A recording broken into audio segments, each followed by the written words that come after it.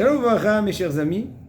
Continuons. Maintenant, on va parler d'une personne qui parle du mal sur son ami par rapport à quelqu'un qui a transgressé une mitzvah, alors qu'il aurait pu le juger du côté positif par rapport à son comportement.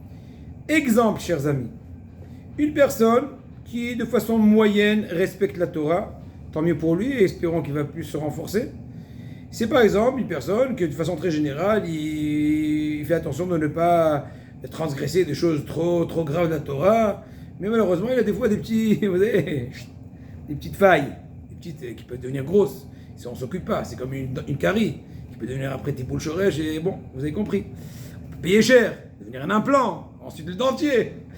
Donc, une personne qui voit une personne dans ce cas de figure, qui est en train de transgresser une mitzvah, et que même il est en train de transgresser à plusieurs reprises, eh bien, tout d'abord, essaye de le juger positivement, tant qu'il y a cette possibilité encore selon la halakha. On a déjà dit dans les cours précédents les principes, les critères de l'obligation de juger positivement, et donc tu n'as pas le droit de l'humilier, de parler du mal sur lui.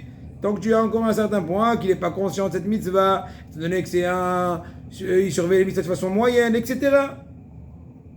Très possible qu'il n'est pas conscient de la gravité ou de l'interdiction du tout, de cette chose-là qu'il est en train de faire plusieurs fois. Par exemple, discuter à la synagogue. Aïe, rabotaille. Les gens ne sont pas assez conscients. Bon, je ne vais pas trop parler, je ne parle que du bien. Bon, je ne peux pas parler de la Shonara. On est en train d'étudier pas la Shonara, je ne peux pas étudier la Shonara, mais bon, on étudie pour se renforcer. Eh bien, c'est possible qu'il n'est pas conscient de la gravité de la chose, et il pense que c'est juste une humra. C'est de la chassidoute.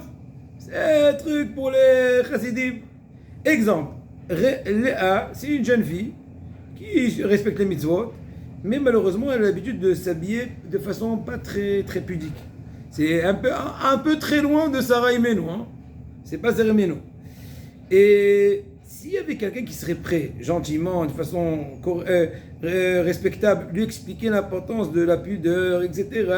Il y a des halachot, jusqu'où les manches, jusqu'où le bout des habits, etc. Et bien c'est très possible qu'elle aurait accepté.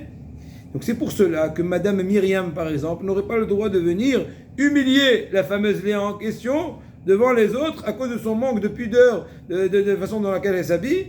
Au contraire, il sera plus intelligent de venir influencer dans le bon sens Madame Léa. Une fois que la chose était faite et ça a échoué, c'est une autre histoire.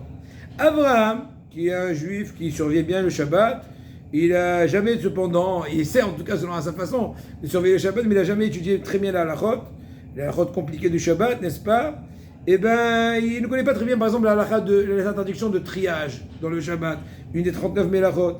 Si est-ce qu'elle, son ami, l'ami de Abraham, le voit en train de transgresser l'interdiction de trier Shabbat, et il n'aura pas le droit de raconter sur cela à ses amis, étant donné que c'est possible qu'il n'ait pas conscience de l'interdiction, étant donné qu'il y a plein de petits détails très fins. Au contraire, il valait mieux qu'il vienne et qu'il fasse une remarque positive à son ami Ezkel, à son ami Abraham, pour le renforcer et lui expliquer la halakha. Hazak ou Baruch.